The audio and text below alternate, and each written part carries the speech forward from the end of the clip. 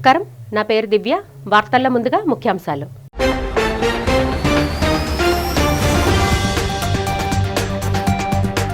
Data సెంటర్లపై అసత్య ప్రచారం వద్దు, మంత్రి నారా లోకేష్. ఆధునిక ఎయిర్ కూలింగ్ టెక్నాలజీ వల్ల నీటి వినియోగం చాలా తక్కువ ఉంటుందని వెల్లడి.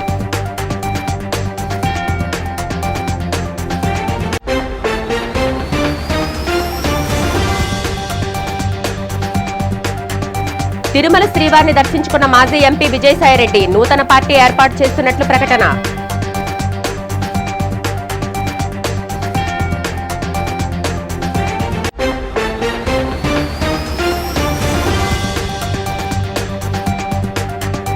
పోలవరం ప్రాజెక్టును పూర్తి చేయడమే తమ ప్రభుత్వ లక్ష్యమని తెలిపిన రాష్ట్ర మంత్రి నిమ్మల రామానాయుడు. ప్రజల త్రాగు, సాగునీరు సరఫరాకు అధిక ప్రాధాన్యత ఇస్తున్నామని స్పష్టీకరణ.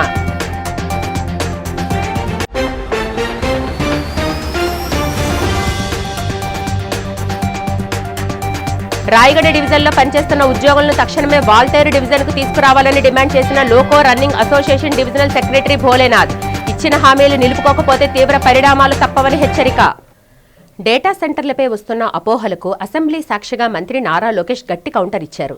సీఎం ఆదేశాల మేరకు 6.5 గిగావాట్ల లక్ష్యంతో డేటా సెంటర్లను తీసుకొస్తున్నామని, పారిశ్రామిక నీటి బాటా నుంచే ప్రత్యేక పైప్లైన్ ద్వారా వీటికి నీటిని అందిస్తామని స్పష్టం చేశారు.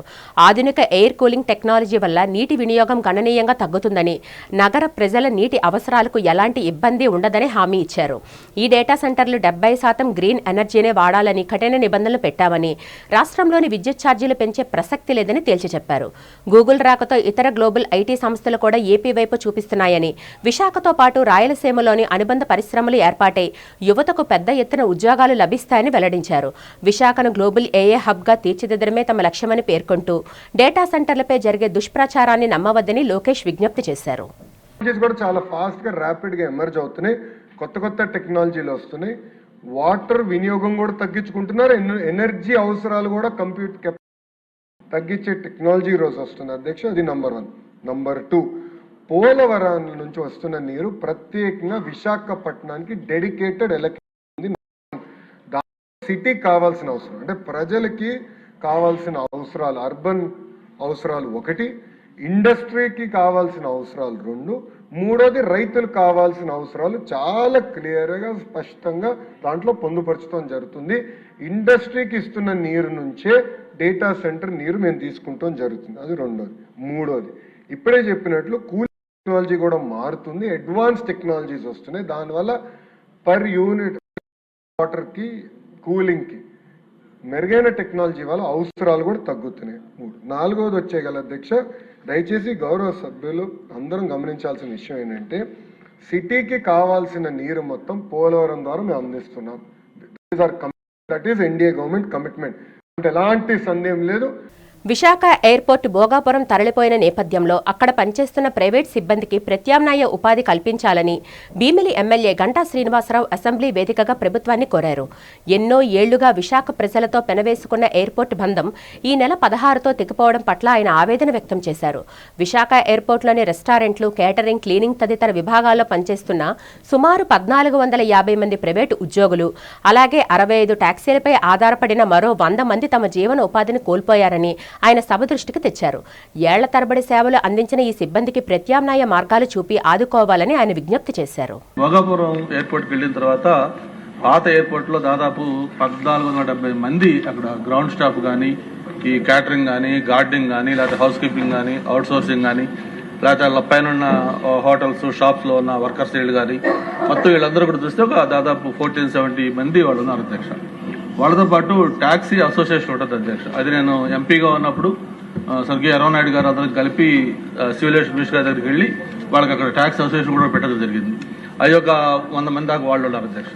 వీళ్ళందరూ కూడా అక్కడ ఏదైతే కొత్త ఎయిర్పోర్ట్ ఉందో కొత్త ఎయిర్పోర్ట్లో వాళ్ళని అకామిడేట్ చేసేదానికి మేనేజ్మెంట్తో కూడా మాట్లాడడం, వాళ్ళు కూడా చేస్తా ఉన్నారు. ఇంక దాని మీద సరైన డిసిషన్ తీసుకోలేదు. కాబట్టి మీ ద్వారా మళ్ళీ ఒకసారి ఏదైతే అక్కడ పనిచేస్తున్న ఇన్నేళ్లు ఆ ఎయిర్పోర్ట్ డెవలప్మెంట్లో, విశాఖ అభివృద్ధిలో పనిచేశారో వాళ్ళందరూ కూడా ఆ ఉపాధి అవకాశాలు దాదాపు 1470 మందిలో కొంతమంది వెళ్ళారు. మిగతా బ్యాలెన్స్ ఉన్న వాళ్ళకి కూడా అక్కడ ఏదో చోట ఎయిర్పోర్ట్లో అకామిడేట్ చేసి వాళ్ళ జీవనోపాధి కూడా కల్పించాలని కోరుకుంటా ఉన్నాను. నిన్న మనం చూసాం వీడియోస్, కొంతమంది ఆ లేడీస్ కానీ, అది అక్కడ పనిచేసిన వాళ్ళు కానీ, వాళ్ళ ఆక్రందనలు, వాళ్ళ బాధలన్నీ. కాబట్టి మీరు కూడా దాన్ని కొంచెం ఆంధ్రప్రదేశ్లో పోలీస్ వ్యవస్థ పూర్తిగా దిగజారిపోయిందని వైఎస్ఆర్సీపీ ఎమ్మెల్యే తాటిపర్తి చంద్రశేఖర్ తీవ్రంగా విమర్శించారు.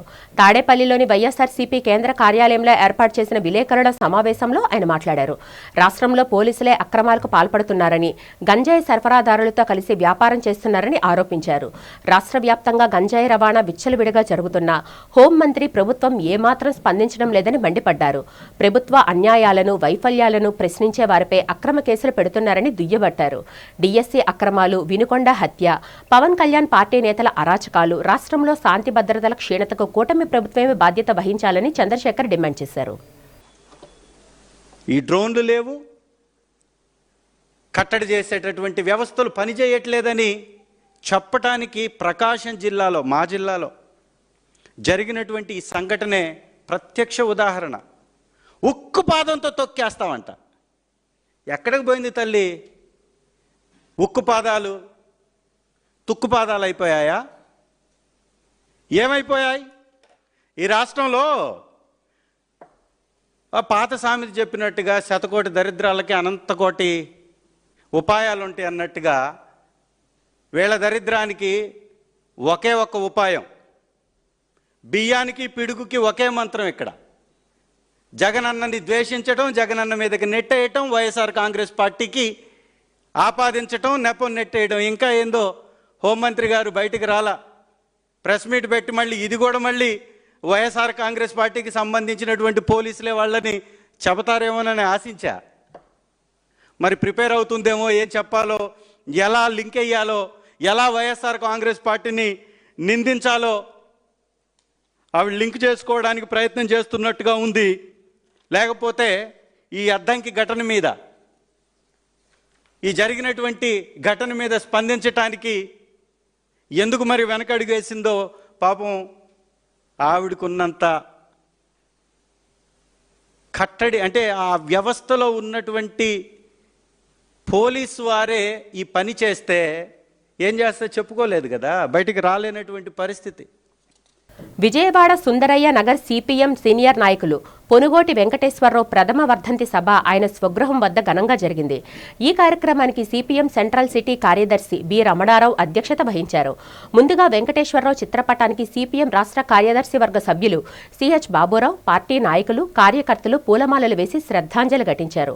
ఈ సందర్భంగా సిహెచ్ బాబురావు మాట్లాడుతూ వెంకటేశ్వరరావు తన జీవితాన్ని ప్రజా సమస్యల పరిష్కారానికి, పార్టీ విస్తరణకు అంకితం చేశారని కొనియాడారు. కృష్ణలంక, సుందరయ్య నగర్ ప్రాంతాల్లో ప్రజలతో మమోకిమై కమ్యూనిస్ట్ విలువల కోసం నిలబడ్డారని తెలిపారు. పాల ఫ్యాక్టరీ యూనియన్ నాయకుడిగా, రజక వృత్తిదారుల హక్కుల పోరాటకర్తగా సేవలు అందించడంతో పాటు ప్రజా నాట్య మండలి ద్వారా కోలాటం, పలు కళారూపాలను అందరికీ నేర్పించి గురువుగా పేరొందారని గుర్తు చేసుకున్నారు. రోడ్డు, నీరు, విద్యుత్ వంటి స్థానిక సమస్యలపై బుడమేరు వరద సమయంలో ప్రజలకు అండగా నిలిచారని స్పష్టం చేశారు. విజయవాడ, సింగ్నగర్, పాయకాపురం వరదల సమయంలో సిపిఎం 12 రోజుల పాటు 17 కేంద్రాల్లో భోజనాలు ఏర్పాటు చేసిందని, పేదల ఇళ్ల పట్టాలు, స్థలాల కోసం నిరంతరం పోరాడుతుందని పేర్కొన్నారు. ఆ యూనియన్లో చురుగ్గా ఉండటం, ఈ ఏరియాలో ఇక్కడ సిపిఎం పార్టీ, అలాగే ఆయనకి కళలంటే బాగా ఆసక్తి. కోలాటం కానీ ఇతర కళారూపాలనంటే వాటన్నిటిలో కూడా ప్రజానాట్య మండలిని పెట్టి పిల్లలైనా, పెద్దవాళ్ళైనా, ఆడవాళ్ళైనా అందరినీ, అదే కాదు రజక వృత్తి చేసుకునే వాళ్ళందరికీ వృత్తి రక్షణ ఉండాలి అని వృత్తిదారుల్ని సమీకరించి, అంటే ఎక్కడున్నా అన్ని తరగతుల వాళ్ళ కోసం చివరిదాకా పనిచేయటం అనేది మరి ఈ రోజున ఉంది. మరి ఎంతో ఈ ఏరియాలో ఎక్కడ మొదటి ఈ ఏరియాకు రాగానే మొదట ఆయన దగ్గరే కలిసేవాళ్ళం.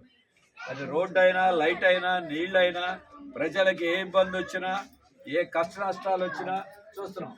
మరి ఆయన వారసత్వాన్ని మనం నిలబెట్టుకుని రాబోయే కాలంలో కూడా ముందుకు సాగాలి. ఈ ఏరియాలో బుడమేరుకి ఎన్నో వరదలు వస్తే ఆ వరదలన్ని సమయాల్లో కూడా ఎర్ర జెండా పార్టీ అండగా నిలబడింది. వెంకటేశ్వరరావు గారు దాని తరపున నిలబడ్డారు. మొన్న వచ్చినటువంటి 2 ఏళ్ల క్రితం వచ్చిన వరదల్లో కూడా చూస్తే ఎవరూ పట్టించుకోకపోతే ఆ సమయంలో కూడా ఇక్కడ అందరూ మన శక్తి మేరకు పైపుల రోడ్లో తిరుమల శ్రీ వెంకటేశ్వర స్వామివారిని దర్శించుకున్న అనంతరం మాజీ ఎంపీ విజయసాయిరెడ్డి తన రాజకీయ భవిష్యత్తు, కొత్త రాజకీయ పార్టీ ఏర్పాటుపై అత్యంత కీలక ప్రకటన చేశారు. ఆలయ వెలుపల మీడియాతో మాట్లాడుతూ రాష్ట్రంలో ప్రజల తరపున ప్రజా సమస్యల కోసం సంపూర్ణంగా ప్రజాపక్షాన నిలబడిన వారి గొంతును బలంగా వినిపించేందుకు నూతన రాజకీయ పార్టీని ఏర్పాటు చేస్తున్నట్లు స్పష్టం చేశారు. ప్రస్తుత రాజకీయ పరిణామాల నేపథ్యంలో ప్రజలకు నమ్మకమైన ప్రత్యామ్నాయాన్ని అందించాలనే లక్ష్యంతో ఈ నిర్ణయం తీసుకున్నట్లు వెల్లడించారు. ఈ నెలలోని కొత్త పార్టీ ఏర్పాటుకు సంబంధించిన అధికారిక చట్టబద్ధమైన ప్రక్రియను వేగవంతం చేసి ప్రారంభించనున్నట్లు తెలిపారు. పార్టీ పేరు, జెండా, విధి విధానాలు, భవిష్యత్ కార్యాచరణతో పాటు నూతన పార్టీకి సంబంధించిన పూర్తి వివరాలను త్వరలోనే విలేకరుల సమావేశం ఏర్పాటు చేసి మీడియా వేదికగా ప్రజలకు వెల్లడిస్తానని విజయసాయిరెడ్డి వివరించారు.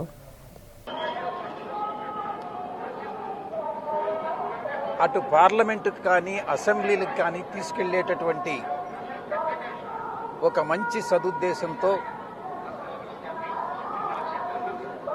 ప్రజల తరఫున అటు లాయర్గా కానీ ప్రతినిధిగా కానీ ఒక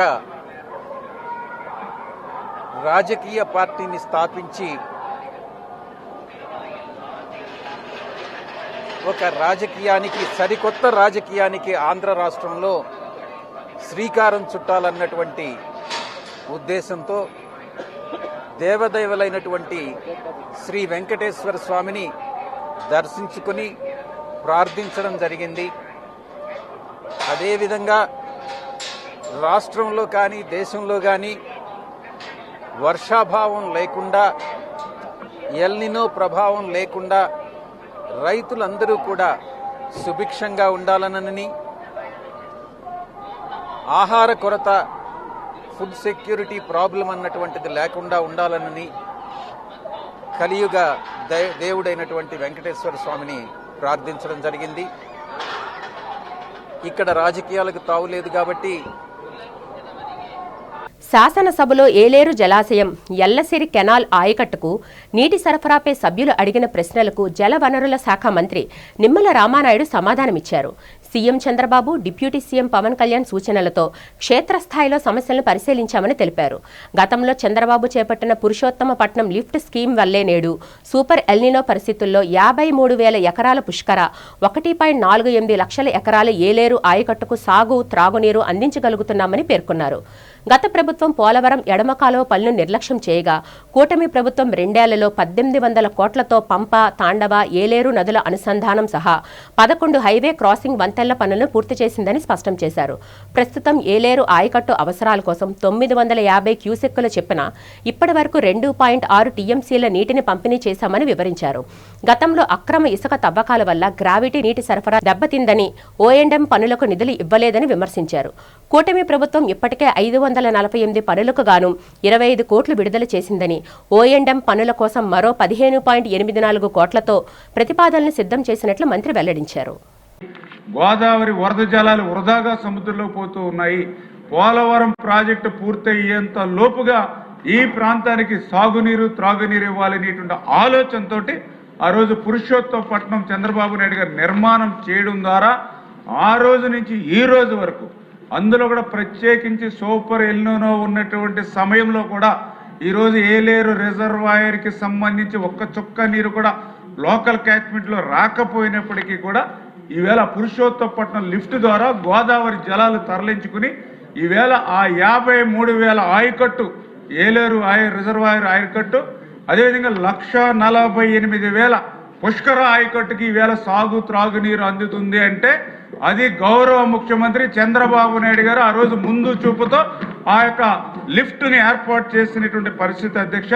అంటే ఈ రకంగా ఈ రోజు ఉన్నటువంటి గొడ్డల పార్టీ ఏదైతే చెప్తూ ఉందో, ఆ రోజు తెలుగుదేశం పార్టీ కానీ ఈ రోజు కూటమి ప్రభుత్వానికి ఉన్నటువంటి తేడా ఏంటనేది స్పష్టంగా ఈ పురుషోత్తమపట్నం లిఫ్ట్ ద్వారానే మనకు అర్థమవుతుంది అధ్యక్ష.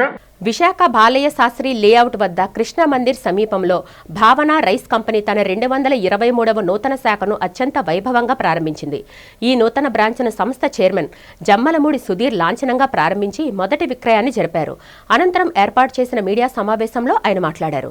దేశవ్యాప్తంగా 223, తెలుగు రాష్ట్రాల్లో 121, విశాఖలో 3 శాఖలతో వినియోగదారుల విశ్వనీయతను పొందుతున్నామని తెలిపారు. ప్రముఖ వైద్యుల పర్యవేక్షణలో ధృవీకరణ ధృవీకరించిన భావన డయా బెస్ట్ రైస్ డయాబెటీస్ బాధితులకు ఎంతో శ్రేష్టమైందని పేర్కొన్నారు. లో గ్లూకోజ్ డయా బెస్ట్ రైస్ షుగర్ లెవెల్స్ను అదుపులో ఉంచుతూ గుండె ఆరోగ్యాన్ని మెరుగుపరచడంలో, శరీర బరువును సమతుల్యతను ఉంచడంలో ఎంతగానో తోడ్పడుతుందన్నారు. American journal of food and nutrition (ICMR) అధ్యయనాలు కూడా ఈ బియ్యం విశిష్టతను ధృవీకరించాయని, నాణ్యమైన ఉత్పత్తులను ప్రజలకు అందుబాటులోకి తీసుకురావడమే తమ లక్ష్యమని చైర్మన్ స్పష్టం చేశారు. ఈ కార్యక్రమంలో పలువురు ప్రముఖులు, సంస్థ ప్రతినిధులు పాల్గొన్నారు.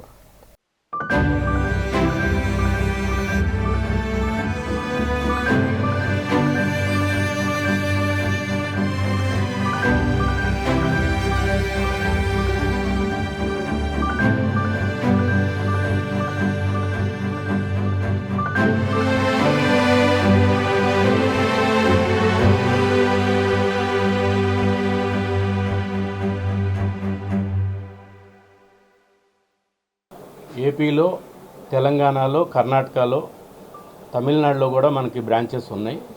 అయితే దీని యొక్క ప్రధానమైన ఉద్దేశం ఏంటంటే రైస్ అనేది తినొద్దు, అవాయిడ్ చేయమంటారు షుగర్ పేషెంట్స్. ఎందుకు అంటే గ్లైసెమిక్ ఇండెక్స్ అనేది ఎక్కువ ఉంటుంది, కార్బోహైడ్రేట్స్ ఎక్కువ ఉంటుంది. దాన్ని గమనించిన గవర్నమెంట్ ఒక 7 మెంబర్ సైంటిస్టులు రీసెర్చ్ చేసి క్రాస్ బ్రీడ్ చేసి కొన్ని ఫారెన్ సీడ్స్, ఇండియన్ బ్రీడ్ తీసుకొని క్రాస్ బ్రీడ్ చేస్తే పుట్టిన విత్తనమే భావన డయా బెస్ట్ రైస్. ఇది దాదాపుగా కొన్ని కోట్ల రూపాయలు ఖర్చు పెడితే వచ్చిన సీడ్ అండి ఇది తినటం వల్ల డే 1 నుంచే షుగర్ లెవెల్ అనేది కంట్రోల్లో ఉంటుంది.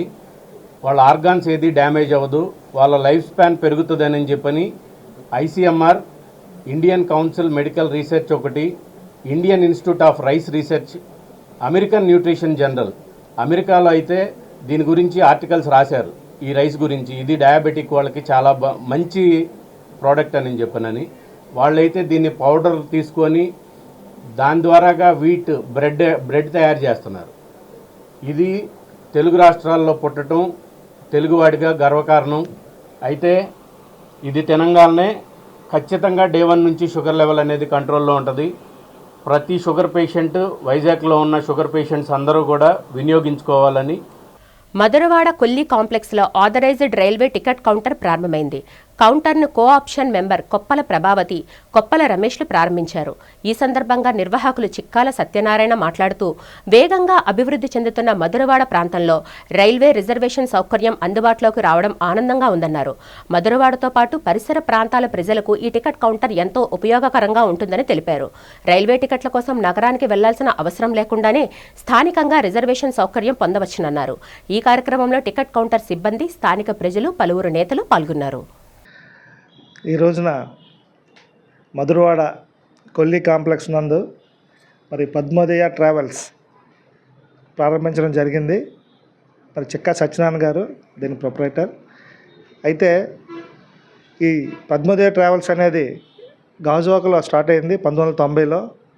ఇప్పుడు మధురవాడలో పెట్టడం జరిగింది బ్రాంచ్. అయితే ఎందుకంటే మనకి భోగాపురం విమానాశ్రయం వచ్చిన తర్వాత మరి ఈ ఏరియాకి ట్రావెల్స్ అనేది చాలా అవసరం ఉంది.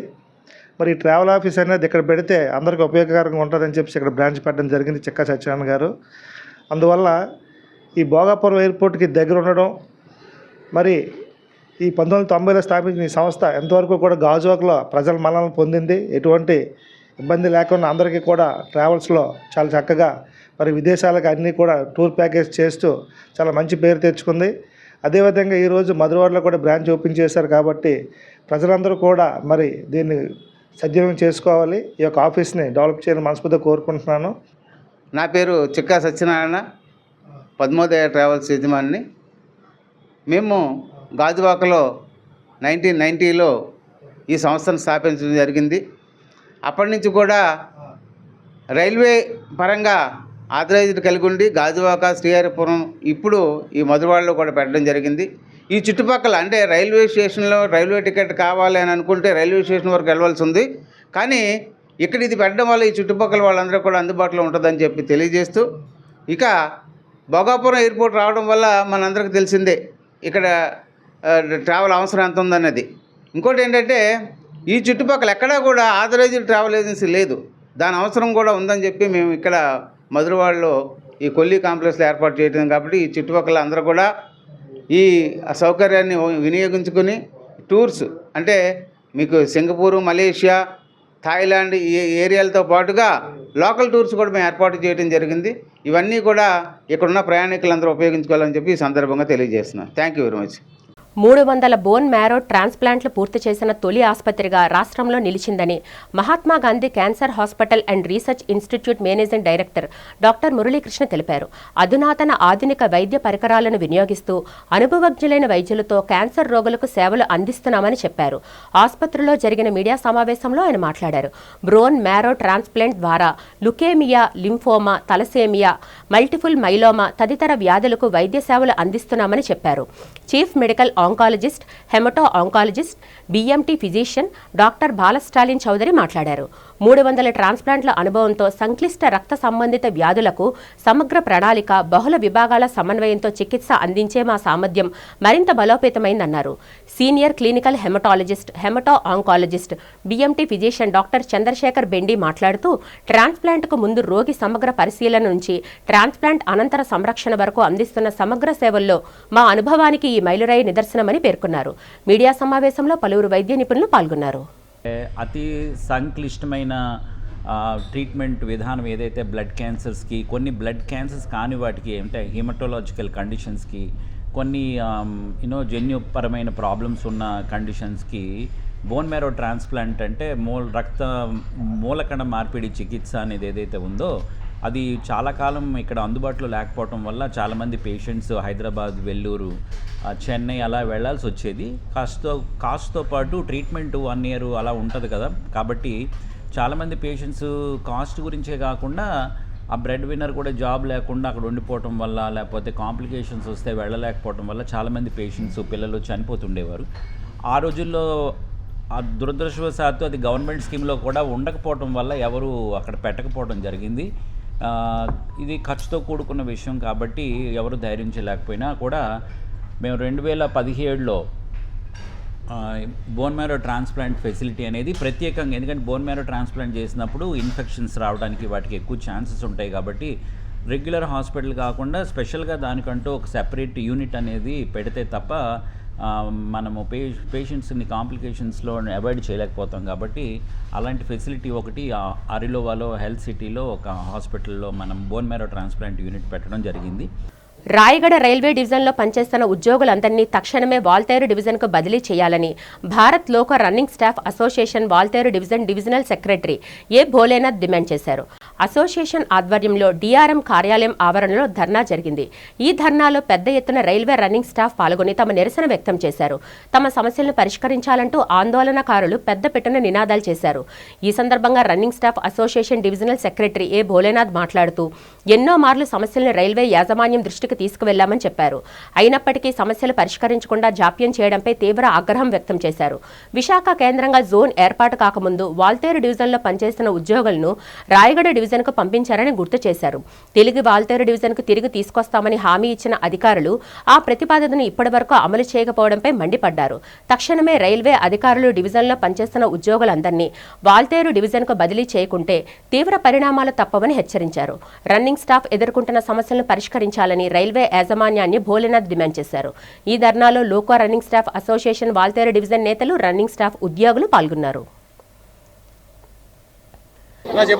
నా పేరు A Bholenath, all India loco running staff association Visakhapatnam divisional secretary.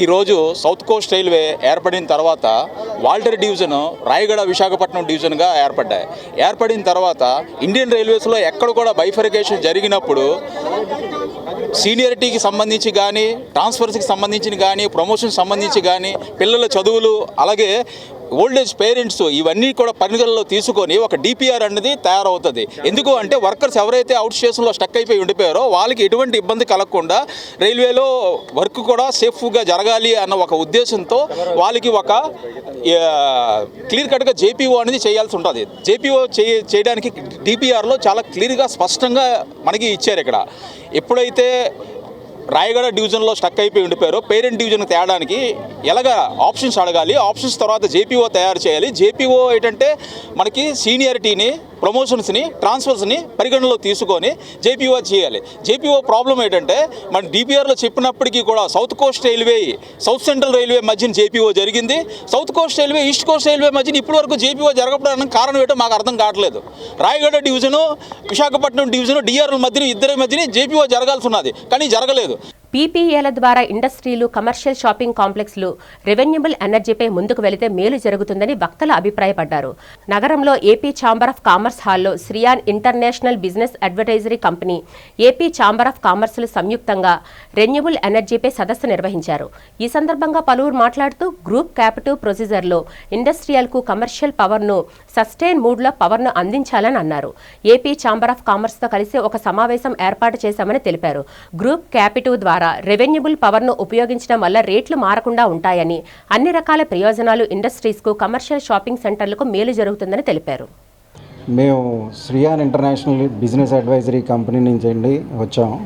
మేము చేసేది ఏంటంటే బేసికల్గా రిన్యూవబుల్ ఎనర్జీ మీద గ్రూప్ క్యాపిటివ్ ప్రొసీజర్లో మన ఇండస్ట్రీస్ కానీ కమర్షియల్కి కానీ పవర్ని అందించి సస్టైనబుల్ మోడ్లో వాళ్ళకి మంచి పవర్ని అందించి పీపీఏ అగ్రిమెంట్స్తో ముందుకు తీసుకెళ్లాలని ఒక మంచి సదుద్దేశంతో ఆంధ్ర ఛాంబర్ ఆఫ్ కామర్స్ వారి ఆధ్వర్యంలో ఈరోజు మన ఇండస్ట్రియలిస్టులతో అందరితో కలిపి ఒక మీటింగ్ ఏర్పాటు చేయడం జరిగింది. ఈ కార్యక్రమంలో మా కంపెనీ డైరెక్టర్లు అయినటువంటి కిరణ్ గారు, నేను శ్రీనివాస్ అండ్ మహేష్ గారు పాల్గొనడం జరిగింది. ఎవరికైనా సరే కమర్షియల్ అండ్ ఇండస్ట్రియల్ పీపుల్ పీపీఎల్కి మంచి పవర్ ఇక్కడ మాకు కావాలి అనుకుంటే కనుక మనం సంప్రదించినట్టయితే మనం మెగావాట్ స్కేల్లో ఎస్టాబ్లిష్ చేసుకొని పీపీఏ ద్వారా వాళ్ళకి మనం పవర్ సప్లై చేయగలుగుతాం. ఇందులోనే కూడా ఏంటంటే గ్రూప్ క్యాపిటివ్ మోడ్లో మనం వెళ్తున్నాం. దీనివల్ల అడ్వాంటేజ్ ఏంటంటే రానున్న రోజుల్లో పవర్ టారిఫ్తో సంబంధం లేకుండా మనకి అట్లీస్ట్ 30% అయినా సరే మన కాస్ట్ అనేది మనం ఆదా చేసుకోవడం జరుగుతుంది. వర్షాభావ పరిస్థితుల కారణంగా రైతుల ఆదాయం ఏమాత్రం తగ్గకూడదని విజయనగరం జిల్లా కలెక్టర్ ఎస్ రామసుందర్ రెడ్డి అధికారులను స్పష్టంగా ఆదేశించారు. వర్షాభావం వల్ల వరి సాగునీరు తగ్గే అవకాశం ఉన్నందున దాని స్థానంలో ప్రత్యామ్నాయ పంటలు వేసేందుకు వీలుగా ముందస్తు ప్రణాళికలు సిద్ధం చేయాలని సూచించారు. కలెక్టరేట్లో వ్యవసాయ శాఖ అధికారులతో నిర్వహించిన సమీక్షా సమావేశంలో ప్రస్తుత సాగు పరిస్థితులు, వర్షపాతం, నీటి వనరులు మరియు భవిష్యత్ కార్యాచరణపై ఆయన విస్తృతంగా చర్చించారు. ఈ సందర్భంగా కలెక్టర్ మాట్లాడుతూ ఎల్నినో ప్రభావం, దానికి గల కారణాలు మరియు దానివల్ల కలిగే పరిణామాలపై రైతులకు సులభంగా అర్థమయ్యేలా అవగాహన కల్పించాలని అధికారులను ఆదేశించారు. ఎల్నినో కారణంగా వరి సాగు తగ్గిన ప్రత్యామ్నాయ పంటల్లో జీఎస్డీపీ తగ్గకుండా చర్యలు తీసుకోవాలన్నారు. జిల్లాలో ఇప్పటికే సుమారు 1,00,000 ఎకరాల్లో వరి నాట్లు వేశారని, ఆ పంటలను కాపాడుకోవడమే ప్రస్తుత ప్రధాన ధ్యేయంగా ఉండాలని స్పష్టం చేశారు.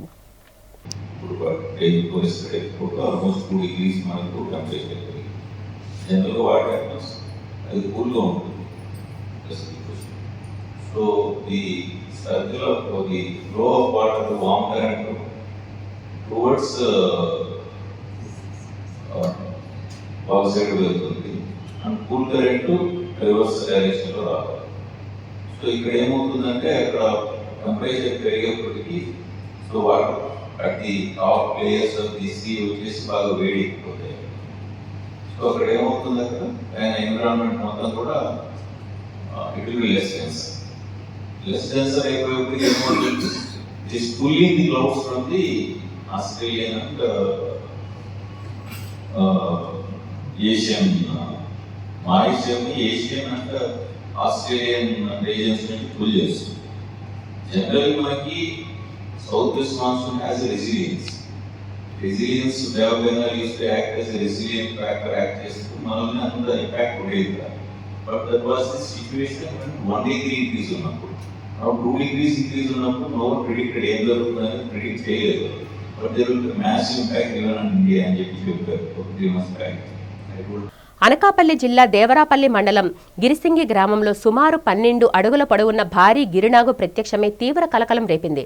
గ్రామంలోని 2 ఇళ్ల మధ్య ఉన్న సందులో ఉన్న ఇటుకలను తీసేందుకు వెళ్లిన స్థానికులకు ఒక్కసారిగా ఈ భారీ పాము కనిపించి పడగ విప్పి బుసలు కొట్టడంతో భయంతో పరుగులు తీశారు. గ్రామస్తుల సమాచారంతో చోడవరం అటవీశాఖ అధికారుల ఆదేశాల మేరకు తూర్పు కనుమల వన్యప్రాణుల సంరక్షణ సమితి సభ్యులు ప్రసాద్, కృష్ణ, ఇషాక్లు హుటాహుటిన ఘటనా స్థలానికి చేరుకున్నారు. సుమారు గంట పాటు శ్రమించి ఆ గిరినాగును సురక్షితంగా పట్టుకొని అనంతరం చీడికాడ సమీపంలో దట్టమైన అటవీ ప్రాంతాల్లో వదిలిపెట్టారు. భారీ పాము పట్టుబడడంతో గ్రామస్తులు ఊపిరి పీల్చుకున్నారు.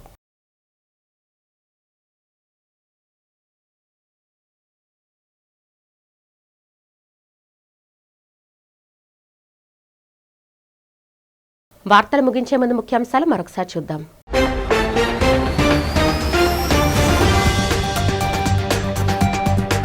డేటా సెంటర్లపై అసత్య ప్రచారం వద్దు. మంత్రి నారా లోకేష్. ఆధునిక ఎయిర్ కూలింగ్ టెక్నాలజీ వల్ల నీటి వినియోగం చాలా తక్కువ ఉంటుందని వెల్లడి.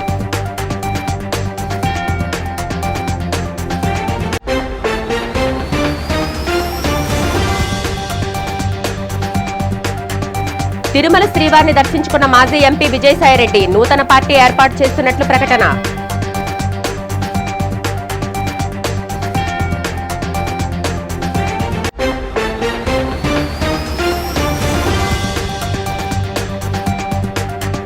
పోలవరం ప్రాజెక్టును పూర్తి చేయడమే తమ ప్రభుత్వ లక్ష్యమని తెలిపిన రాష్ట్ర మంత్రి నిమ్మల రామానాయుడు. ప్రజల త్రాగు, సాగునీరు సరఫరాకు అధిక ప్రాధాన్యత ఇస్తున్నామని స్పష్టీకరణ.